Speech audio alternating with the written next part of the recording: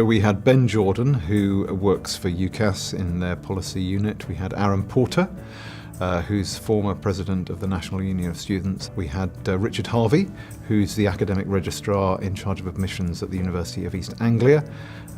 Professor Sharon Handley, who is a Pro-Vice-Chancellor at Manchester Metropolitan University, and Janet Beer, who is the Vice-Chancellor of Liverpool University. We had a range of questions. We had a question on whether breadth is preferable to depth. Universities tend to say that they really like breadth, they like extended projects, they like people to have wider interests, and then they say, but of course really we want them to have good qualifications in the A-levels that they need.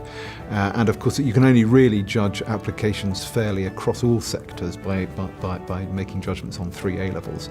So it's kind of one of those things where they're in principle in favour of breadth, but in practice they really judge mainly on these 3 indicators. Mental health, I think, was the area where there was strongest consistency between our panellists. They all took it, and indeed take it, very, very seriously. And I think there's a genuine sense. Aaron Porter, for example, who can be quite critical of universities, was very clear that he said universities are doing a lot. The session came alive most in the sort of area of unconditional offers and universities who make very high offers to candidates and then accept them on lower offers. Unconditional offers are pretty unpopular with most schools in both the independent sector and the state sector.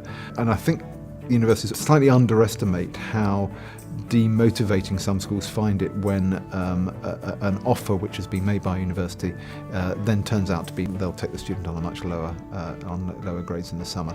I always note that after these sessions my colleagues go and make contact with people from universities. I know several cases where they've built really good relationships outside. So in a sense that's almost the best thing about it.